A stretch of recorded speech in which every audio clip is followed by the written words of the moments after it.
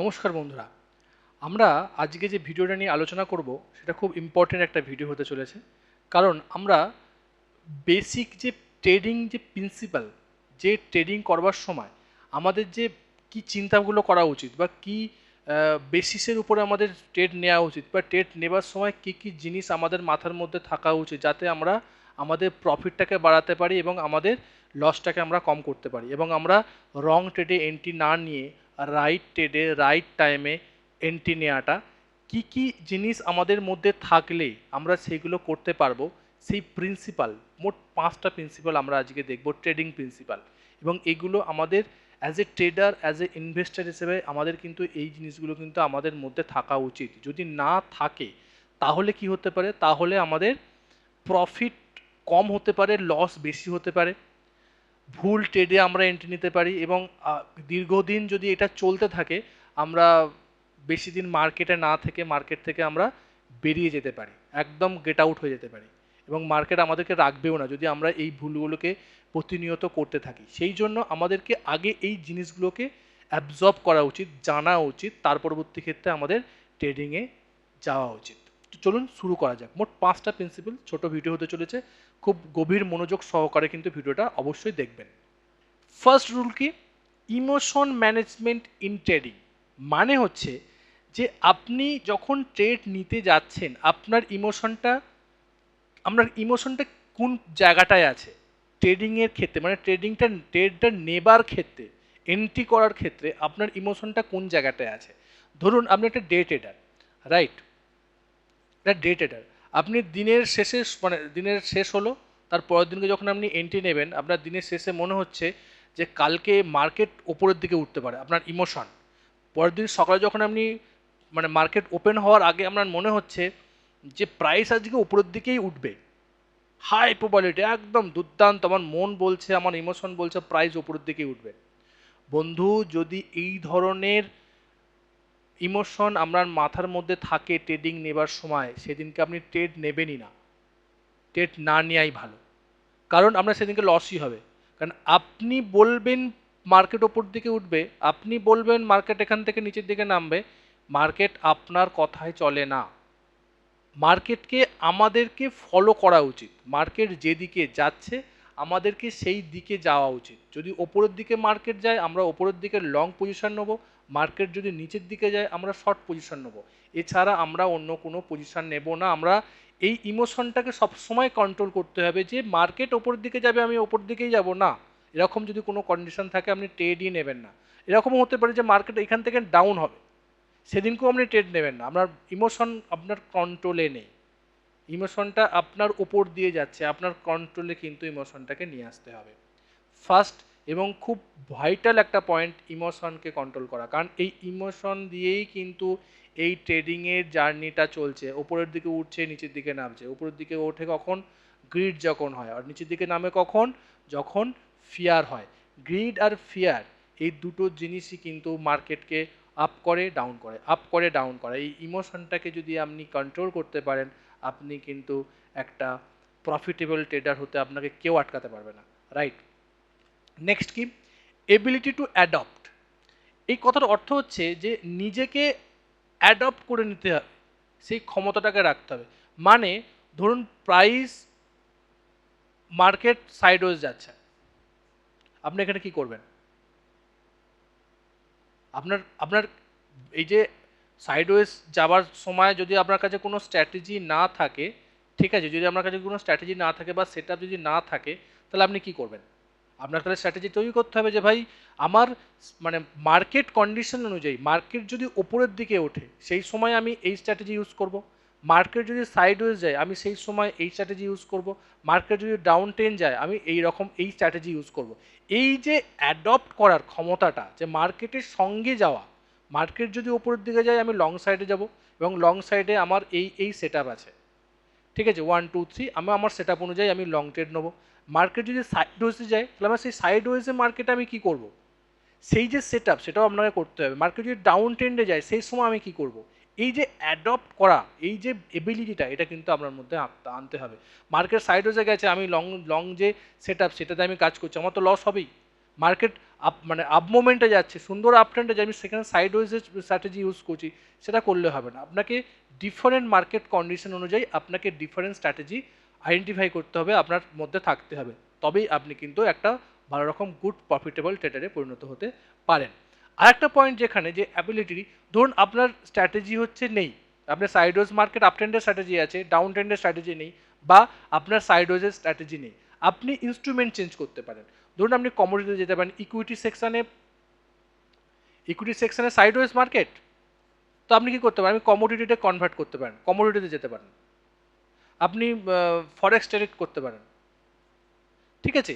ওখানে যদি up trend থাকে, আপ ট্রেন্ডে আপনি সেখানে লং পজিশন নিয়ে বসে থাকতে পারেন, লং পজিশন নিয়ে আপনি ট্রেড করতে পারেন, যেহেতু আপনার কাছে সাইডওয়েজ অথবা ডাউন ট্রেন্ডের কোনো স্ট্র্যাটেজি যদি না থাকে, বা আপনি যদি না ট্রেড নেন, তো আপনার যেখানে আপ ট্রেন্ড আছে সেই জায়গাতে গিয়ে আপনি ট্রেড নিতে পারেন বা ট্রেড করতে পারেন। এইটা কিন্তু আপনাকে নিজের মধ্যে অ্যাডপ্ট করতে হবে, রাইট।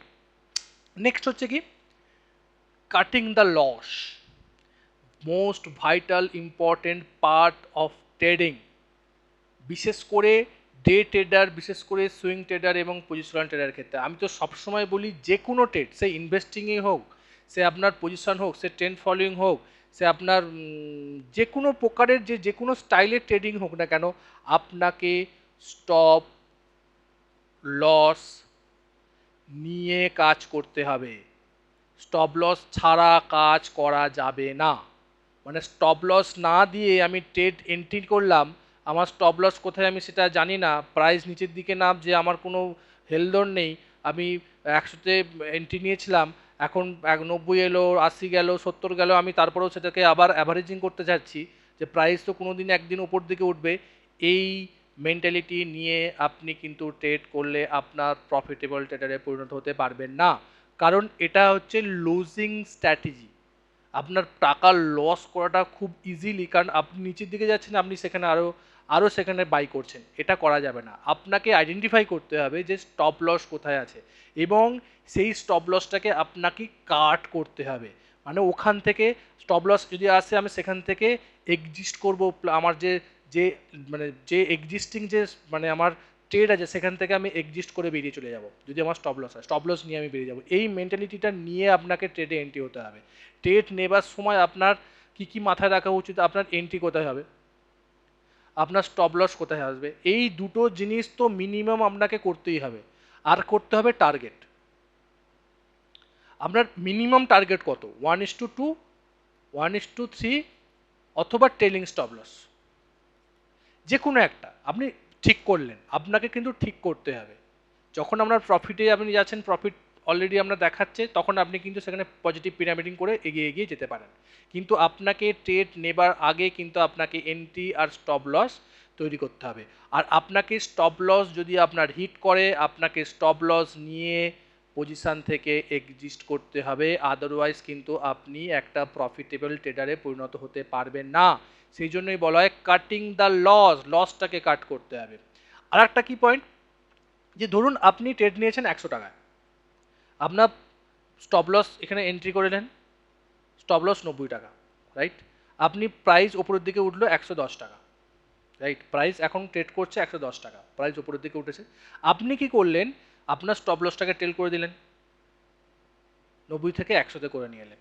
এই পজিশনে যদি স্টপ লস, কিন্তু স্টপ লস নিতে আপনাকে হবে, স্টপ লস নিয়ে কিন্তু আপনাকে এক্সিস্ট করতে হবে। যেখানে আপনি স্টপ লস জানেন, টেলিং স্টপ লস কি, যে প্রাইস ওপরের দিকে উঠছে, আপনার স্টপ লস ওপর দিকে উঠছে, স্টপ লস হিট করলে আপনি পজিশন থেকে বেরিয়ে চলে যাবেন। এখানে কি করছেন, আপনার লসটাকে কাট করছেন, ছোট করলেন।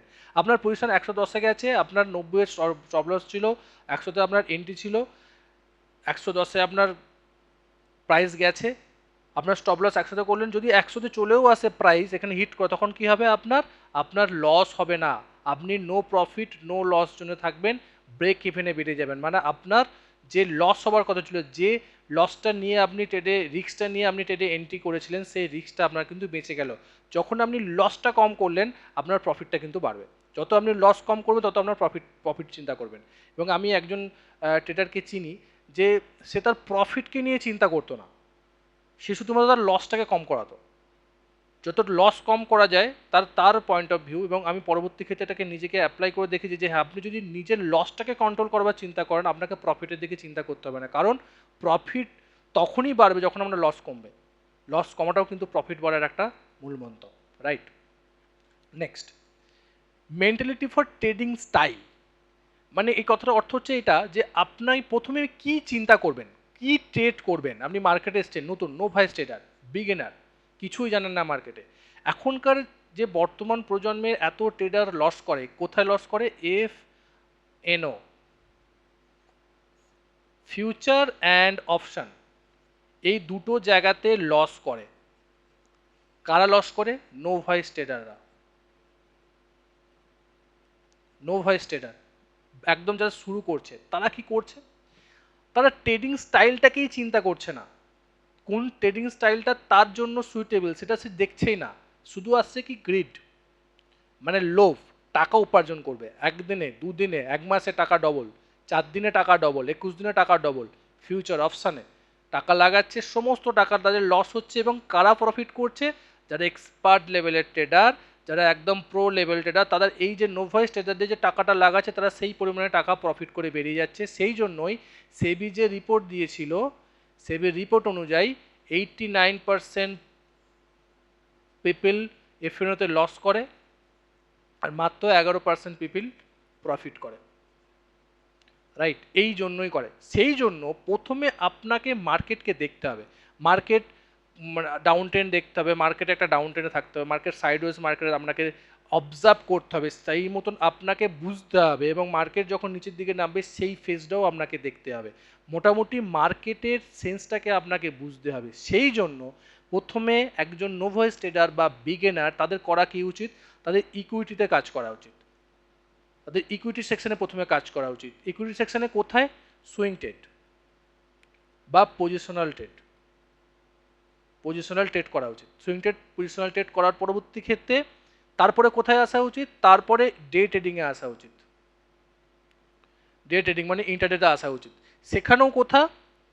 সেটাও কিন্তু stock related, no option, no future. After that তারপরে এফএনওতে আসা উচিত, অপশন অথবা ফিউচারে এসে ইন্টারডে ট্রেডিং বা করা উচিত। কেন? কারণ আপনি প্রথমে ইকুইটি সেকশনে থেকে মার্কেটকে দেখলেন, সুইং ট্রেড করলেন, আপনার কনফিডেন্স বাড়লো যে আমি প্রফিট করতে পারি, এটা এন্ট্রি, এটা এক্সিস্ট, এটা সাপোর্ট রেজিস্ট্যান্স, এটা ট্রেন্ড লাইন, এটা ইন্ডিকেটর, এটা অসিলেটর, এই জ্ঞান থিওরি, এটা ওটা, যেটা নিয়ে আপনি স্টাডি করছেন সেটা নিয়ে আপনি মাস্টারি লেভেলে নিয়ে গেলেন, মার্কেটকে বুঝছেন, মার্কেট উপরের দিকে উঠছে, মার্কেট নিচের দিকে নামছে, আপনার একটা স্ট্র্যাটেজি আছে, আপনার একটা সেট আপ আছে, আপনি ট্রেড করছেন, লং সাইডে করছেন, শর্ট সাইডে করছেন, সাইডওয়েজ মার্কেটে করছেন, আপনি মার্কেটকে দেখেছেন, তিনটে ফেজ এই দেখেছেন, up trend, long, down trend এবং সাইডওয়েজ।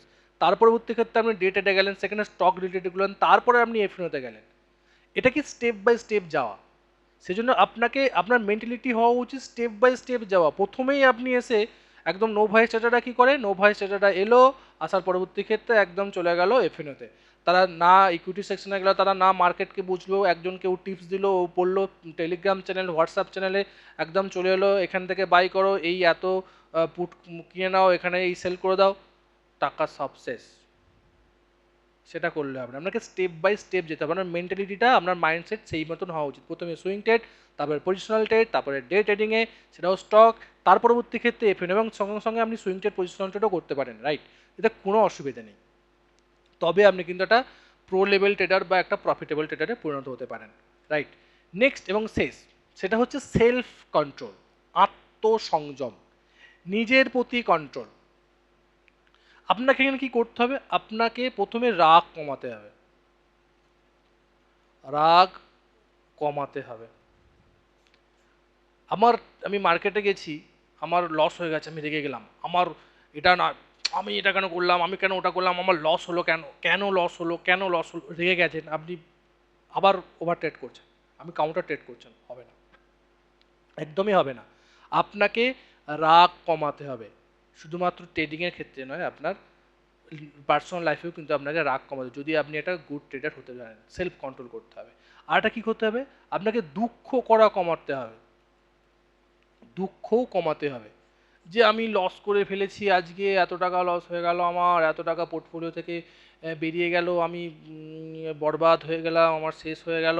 এই যে দুঃখটা করাটাও কিন্তু আপনাকে বাদ দিতে হবে, কারণ আজকে আপনার লস হয়েছে, কালকে যে লাভ হবে না, আজকে আপনার লস হয়েছে, কালকে যে আপনার প্রফিট হবে না, কে বলতে পারে? প্রফিট তো হবে, লসও হবে। লসটা যদি না হয়, আপনি প্রফিটেটা দেখবেন কি করে? শুধুই প্রফিট করবেন, শুধুই আপনার প্রফিট হবে, এইভাবে মার্কেট চলে না। মার্কেট উপরে যায়, মার্কেট নিচে যাবে, আবার মার্কেট উপরে যাবে, আবার সাইডওয়েজ আসবে, এইভাবেই কিন্তু মার্কেট চলে আসছে, চলছে, চলবে। সেই মতন আমাদেরকে এইগুলোকে কন্ট্রোল করতে হবে। গ্রিডকে কন্ট্রোল করতে হবে, লোভকে কন্ট্রোল করতে হবে, যে ভাই এখানে আসবে, আমি শুধুমাত্র প্রফিটটা দেখলাম, আমি আমার রিস্ক ম্যানেজমেন্ট করলাম না, পজিশন সাইজিং করলাম না, আমি প্রফিটে দেখে একদম 4 লট, 10 লট, 100টা, 200টা, 1000টা, আর 10,000, 15,000, 30,000 রিস্ক নিয়ে নিলাম। আমার ক্যাপিটালি 1,00,000 টাকা, আমি 30,000 টাকা রিস্ক নিয়ে নিলাম, একটা ট্রেডে 30,000 টাকা খাতাম, শেষ। এটা করলে হবে না, গ্রিড নিয়ে এলে হবে না, ভয় পেলে হবে না। আমি সবসময় যদি প্রত্যেকটা ভিডিও শেষে আমি একটা কথাই বলি, এই ভিডিও শেষেও আমি বলবো যে ডিসিপ্লিন এবং মানে ধৈর্য, যাকে বলে পেশেন্স, এই দুটো জিনিস কিন্তু আমার মধ্যে থাকতে হবে। এর মানেটা কি? ডিসিপ্লিন আর পেশেন্স, এটার ইনার পার্ট হচ্ছে সেলফ কন্ট্রোল। সেলফ কন্ট্রোল করতে হবে আপনাকে।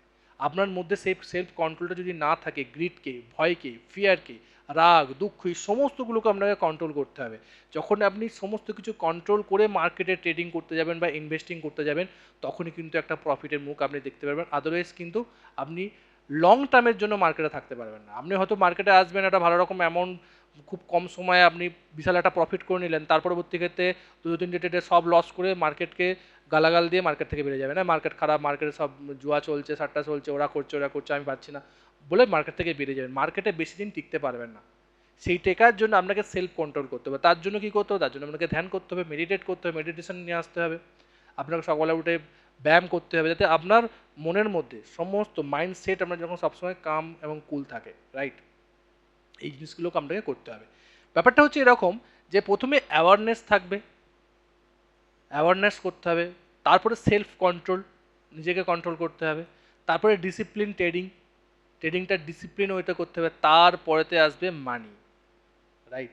মানি প্রথমে দেখে যদি আপনি ট্রেড করেন, তাহলে কিন্তু আপনি লসই করবেন। যেটা এখনকার যে জেনারেশন যেভাবে ট্রেড করছে, এত এফএনও ট্রেডার বেড়ে গেছে, সেজন্য তো সেবি রিপোর্ট নিয়ে এসছে, এবং এফএনও ট্রেডারে যাতে না করতে পারে সেজন্য ওদের মার্জিনও কমিয়ে দিয়েছে, এবং উইকলি এক্সপায়ারি মঞ্চে তুলে দিচ্ছে। এই সমস্ত কিছু জিনিস করছে, সেবি তার গাইডলাইন চেঞ্জ করছে, কারণ দেখছে যে এত লোক লস করছে, কারণ কি? তারা এই প্রফিট দেখে, মানিটা দেখে আসছে। একজন অপশন সেলার বা একজন বায়ার, অপশন বায়ার, তারা বিশাল টাকা ইনকাম করছে, একজন করছে, তার মানে আমি করব সেটা তো নয়, আমিও করতে পারি। তার জন্য আমাকে স্টেপ বাই স্টেপ সেই জায়গাতে যেতে হবে। আমি প্রথমে এলাম, এসে একদম টোপকে সব কিছু টোপকে আমি গিয়ে চলে গেলাম অপশানে, তাহলে কিন্তু হবে না। মানি দেখে, শুধুমাত্র গিল্ডকে সামনে নিয়ে প্রফিটটা দেখে কখনো ট্রেড করা উচিত নয়, লসটা দেখে ট্রেড করা উচিত। আমার লসটা কতটা হবে, এবং যদি লসটাকে যদি আমি কন্ট্রোল করতে পারি, তাহলে কিন্তু প্রফিট অটোমেটিক্যালি আসবে, রাইট? এইভাবে কিন্তু আমাদেরকে মাইন্ডসেট নিয়ে আমাদেরকে ট্রেডিং নেওয়া উচিত। এবং প্রত্যেকটা শেয়ার মার্কেটের শেষে, মানে প্রত্যেকটা, সরি শেয়ার মার্কেট না, প্রত্যেকটা ভিডিও শেষে আমি একটা কথাই বলি, যে ডিসিপ্লিন এবং ধৈর্য, পেশেন্স, এই দুটো জিনিস কিন্তু খুব গুরুত্বপূর্ণ আমাদের এই শেয়ার মার্কেটে। শেয়ার মার্কেটে যদি এই দুটো জিনিস না থাকে, আপনি কিন্তু করতে পারবেন। যেটা আমি এই ভিডিওতে, টোটাল ভিডিওটাতে বলবার চেষ্টা করছি, সেলফ কন্ট্রোল। এই কথার অর্থ হচ্ছে সেলফ কন্ট্রোল, ঠিক আছে? সেলফ কন্ট্রোল, সেলফ কন্ট্রোল যদি না থাকে, তাহলে কিন্তু আমরা এই মার্কেটে বেশি দিন টিকতে পারবো না। শেয়ার মার্কেটে টিকতে গেলে সেলফ কন্ট্রোলটা খুব জরুরি, খুব গুরুত্বপূর্ণ বিষয়। দেখা হচ্ছে পরের একটা ভিডিওতে। কেমন লাগলো এই ভিডিওটা অবশ্যই কমেন্ট করে জানাবেন, শেয়ার করতে ভুলবেন না। Bye bye.